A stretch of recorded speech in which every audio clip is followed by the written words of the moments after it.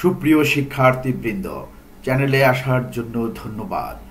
যারা এখনো Nurtaj tutorials 9 YouTube চ্যানেলটি সাবস্ক্রাইব করো নাই, তাদের প্রতি অনুরোধ রইল চ্যানেলটি সাবস্ক্রাইব করবে এবং বেল বাটনে ক্লিক করে সঙ্গেই থাকবে।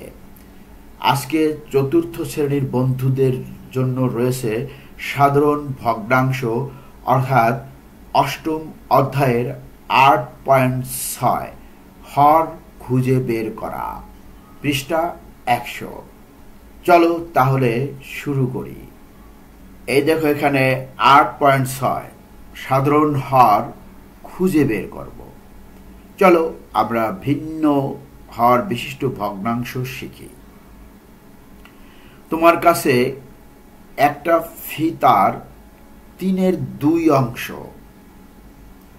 অর্থাৎ 1 মিটারের 3/2 অংশ লম্বা লাল ফিতা এবং 4/3 অংশ অর্থাৎ 4/3 মিটার লম্বা নীল ফিতা রয়েছে। এই যে এটা লাল এবং এটা নীল, এটা হচ্ছে 4/3 মিটার এবং এই লালটা হচ্ছে 3/2 মিটার। কোনটি বড়? এই ভগ্নাংশ দেখে কোনটি বড় বোঝা যাচ্ছে না, কারণ এই ভগ্নাংশের হর ভিন্ন, একটা 3 আর একটা হচ্ছে 4। এটাকে যদি আমরা সমহর করতে পারি তাহলে সহজেই বলতে পারবো কোনটি বড়।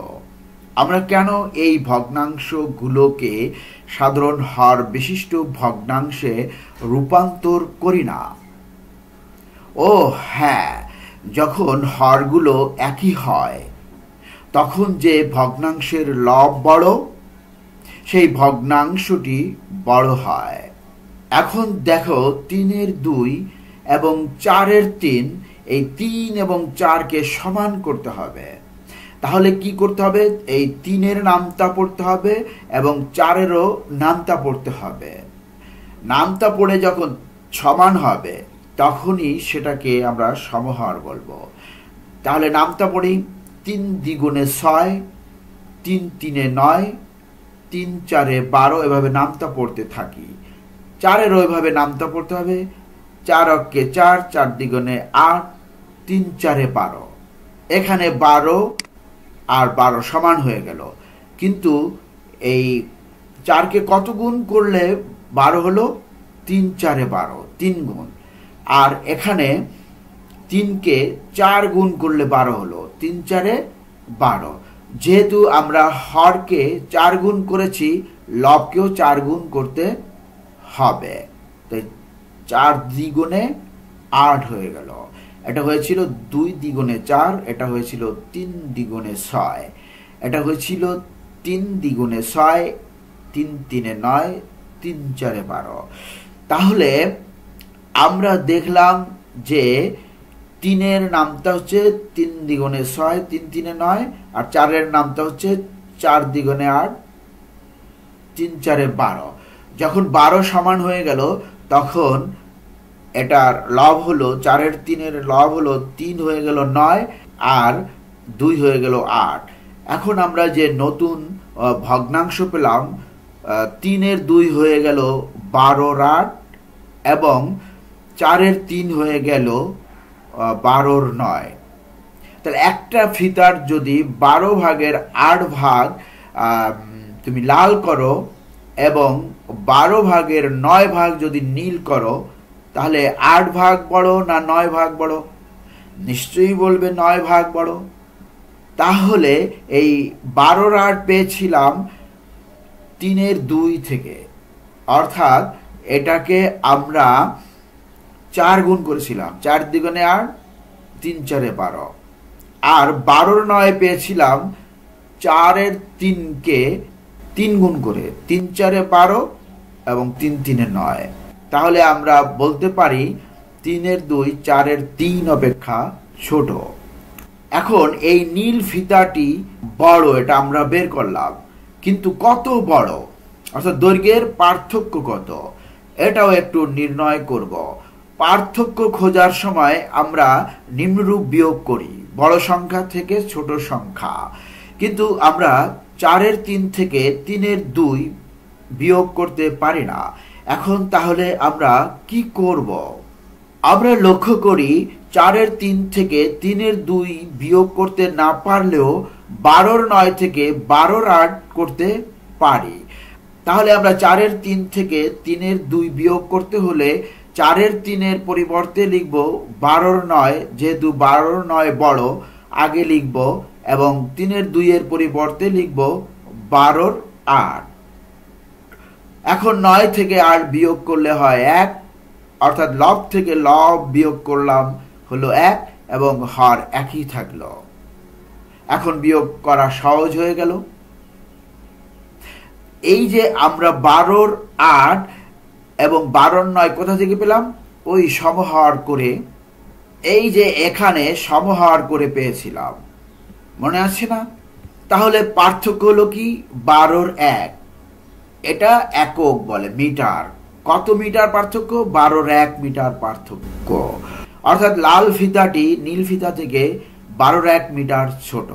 বাহ, ভগ্নাংশকে সাধারণ হর বিশিষ্ট ভগ্নাংশে রূপান্তর করলে শুধু বড় ছোট ভগ্নাংশ বের করা যায় তাই নয়, ভগ্নাংশের বিয়োগও করা যায়, যোগও করা যায়। চলো প্রথমে আমরা সাধারণ হর কিভাবে বের করতে হয় তা আবারও দেখি, তারপর ভগ্নাংশগুলোকে সাধারণ হর বিশিষ্ট ভগ্নাংশে রূপান্তর করি। 5-এর 3 এবং 3-এর 2 ভগ্নাংশকে সমহর বিশিষ্ট ভগ্নাংশে রূপান্তর করি। 5-এর 3 বলেছিলাম নামতা পড়তে হবে কার? হরের। 5 দ্বিগুণে 10, 3 5-এ 15, 4 5-এ 20। আবার 3-এর নামতা পড়ি, 3 দ্বিগুণে 6, 3 3-এ 9, 3 4-এ 12, 3 5-এ 15। এই যে 5-এর নামতা 15, 3-এর নামতা 15, এটাই হচ্ছে সাধারণ। তাহলে ভগ্নাংশ, সাধারণ ভগ্নাংশ হলো, এখান থেকে আমরা 5 10 নিব না, 20ও নিব না, নিব 15। আর 3-এর 2 থেকে নিব 3 6 9 12 নিব না, নিব 15। তোমার কি মনে আছে এই সংখ্যাটিকে কি বলে? এটাকে বলে সাধারণ হর। হ্যাঁ, 15 হলো 3 ও 5-এর গুণিতক, আবার 3 ও 5-এর লঘিষ্ঠ সাধারণ গুণিতক। লসাগু হলো 15, লঘিষ্ঠ মানে সবচেয়ে ছোট। এখানে দেখো, এখানে আরো গুণিতক আছে 12, 15 পরে আরো হবে 3 6 18, কিন্তু এই বড়গুলো নিব না। যখন সাধারণ হয়ে যাবে, প্রথম সাধারণ সংখ্যাটিকেই আমরা সাধারণ হর হিসেবে নিব। ভগ্নাংশের সাধারণ হর একসাথে নির্ণয় করার ক্ষেত্রে প্রথমত হরগুলোর সাধারণ গুণনীয়ক নির্ণয় করতে হবে। দ্বিতীয়ত ভগ্নাংশগুলো রূপান্তর করতে হবে যেন তাদের একই হর থাকে। আমরা সাধারণত ভগ্নাংশের হরগুলোর লঘিষ্ঠ সাধারণ গুণিতক অর্থাৎ লসাগু ব্যবহার করে থাকি।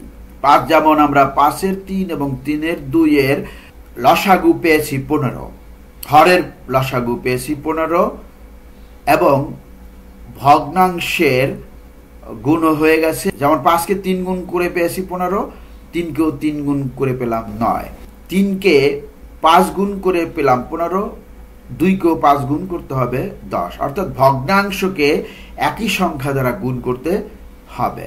5-এর 3-কে গুণ করলাম 3 দ্বারা এবং 3-এর 2-কে গুণ করলাম 5 দ্বারা। আশা করি বুঝতে পেরেছো। ধন্যবাদ যারা ভিডিওটি সম্পূর্ণ দেখলে। তোমাদের মতামতের অপেক্ষায় রইলাম। কমেন্ট করবে কোন অধ্যায়ের এবং কি বিষয়ের ভিডিও পেতে চাও, কমেন্ট করে আমাকে জানাবে। যারা এখনো নুরতাজ টিউটোরিয়ালস নাই ইউটিউব চ্যানেলটি সাবস্ক্রাইব করো নাই, তাদের প্রতি অনুরোধ রইল চ্যানেলটি সাবস্ক্রাইব করবে এবং বেল বাটনে ক্লিক করে সঙ্গেই থাকবে, যাতে আমি তোমাদের জন্য ভিডিও আপলোড দিলেই তোমার কাছে সাথে সাথেই নোটিশ চলে যায়। যারা সাবস্ক্রাইব করেছো তাদের প্রতি রইল অনেক শুভেচ্ছা। আবারও কোনো কন্টেন্ট নিয়ে ডিজিটাল পর্দায় তোমাদের সামনে হাজির হব। সে পর্যন্ত আমরা সবাই ভালো থাকি। আল্লাহ হাফেজ।